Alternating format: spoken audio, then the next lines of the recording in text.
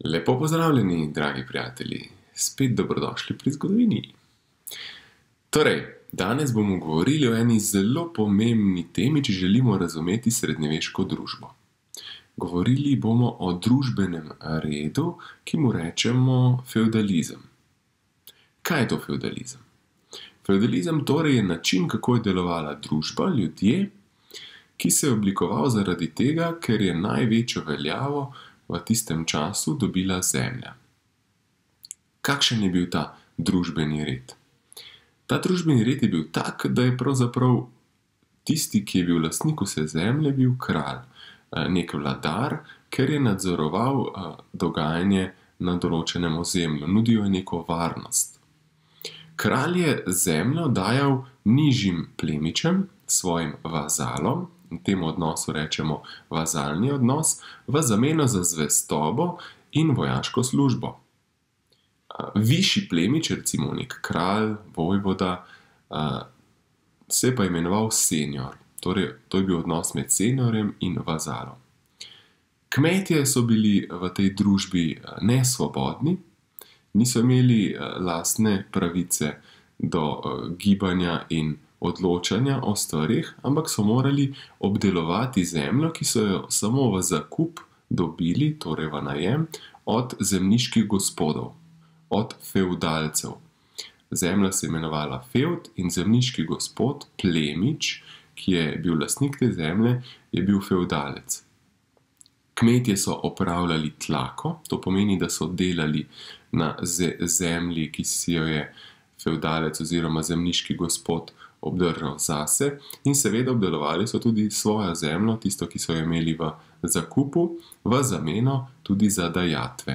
Torej, kmečka obveznost so bile dajatve, torej del pridelka, ki so ga dajali svojemu zemljiškemu gospodu, tlaka, ki so jo opravljali pri zemljiškem gospodu, in pa seveda tudi cerkvi, ki je igrala veliko vlogo, so dajali desetino, torej en del svojega pridelka. Položaj v družbi je bil takrat deden, nisi si mogel kar tako zmisliti, kaj bi rad, da bi rad bil kmet ali plemič ali morda meščan. Če razložimo še, kaj je fevd. Fevd je torej bila zemlja, ki je bila last plemiča. V tistem času, torej ob koncu antike, v začetku srednjega veka, ko sta obrt in trgovina precej propadala zaradi, kot vemo, zelo nestalnih razmer, zaradi različnih ljudstev, barbarskih ljudstev bi lahko rekli, tujih ljudstev, ki so vdirala na območje zahodne srednje Evrope.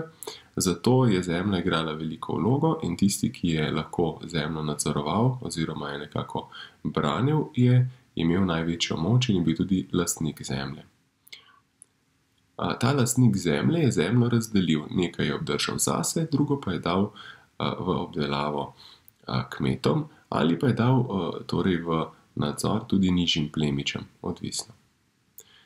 Kako delimo fevdalno posest? Fevdalno posest delimo nekako na tri dele, tri skupine. Prvo je bila pridvorna posest, rečemo tudi dominikalna, ki so imeli zase plemiči. Na tej zemlji so delali tudi kmetje za plemiča. Potem drugo je bila kmečka ali rustikalna posest, na kateri so kmetje delali, torej so jo obdelovali, to je bila njihova zemlja, ki je pa niso imeli v lasti. In tretja skupina je bila srenjska zemlja, kar je pomenilo skupna zemlja, to so bili predvsem gozdovi in pašniki, ki so jih uporabljali tako plemiči, recimo za lov, ali pa kmetje za pašo. Živa, kaj se vam zdi? A je tudi v Pohorjem Gradcu bilo kaj fevdalizma, pa plemičev, pa kmetov, ki so delali na poljih? Malo razmislite, pa malo se spomnite, kje je bila ta stara graščina, stari grad, pa kje je nova graščina. Mislim, da ste že večkrat videli. Lepo se imejte. Srečno!